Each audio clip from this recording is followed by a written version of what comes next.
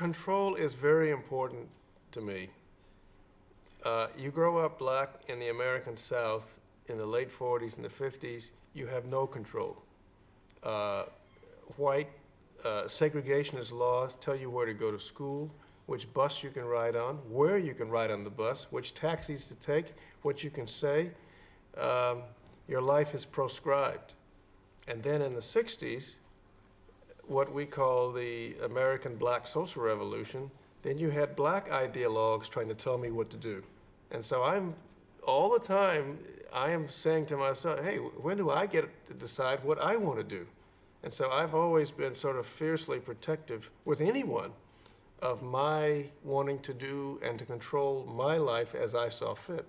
Do you find yourself intolerant of other people's lack of control? I know when you were the Davis Cup with McEnroe, who of course is famous, we all actually almost look forward to his tantrum. What I liked in McEnroe had the emotional freedom to be a bad boy. I never had that emotional freedom. If I had been like that, I'm convinced the tennis world would have drummed me out of it. Because of the era or because of your race? Because of my race. And my race wouldn't allow me to be like that. And I wouldn't want to be like that. We are absolutely, in fact, when I started in the 50s and early 60s, my tennis coach literally told all of his young black kids that if the white junior tennis tournament directors could find any reason to kick you out, they would. So you had to be beyond reproach growing up in the South.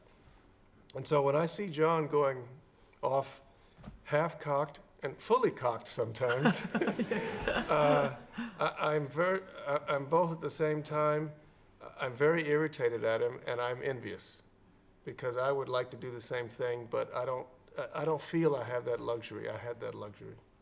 It hasn't been very long that you've, since you made your announcement that you had AIDS. So since it was a secret up until then, right, except from the few people who knew, I imagine, am I right, that in the States at any rate, you didn't probably have an opportunity or a need to meet with other AIDS patients because you were keeping your secret.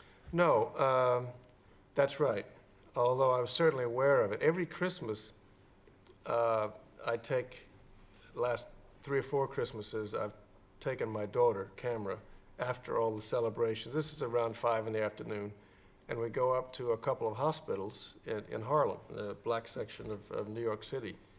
And we take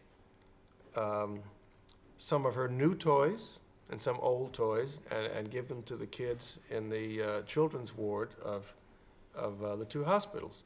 And invariably, the last 3 Christmases, quite a few of the children in the ward there at both hospitals had AIDS.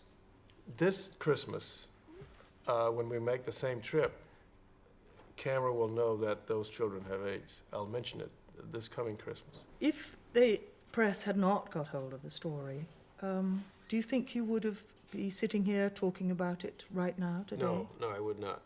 No, I definitely wanted to go public at some stage when I was reasonably healthy to give myself time to help the cause worldwide. But my health was so good, I wanted to continue to do what I was doing without being bothered by this. Just the prospect of going public, you have some fears and some inconveniences you know you'll have to undergo. I mean, you're afraid of what the public, how they will react to your new image as someone who has AIDS. And then there are the real-life inconveniences that I thought would happen if I had to go public. Such as? One big one is just your restrictions on travel.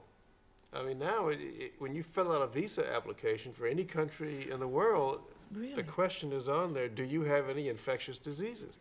The people watching this tonight, what have you got to say to them? There's always hope. And you must live your life as if there is, or there will be some hope. And that hope should not be a selfish hope. That is, for me, the hope is that maybe there's no cure for AIDS in time for me, but certainly for everybody else. And that should be sufficient enough to maintain this hope.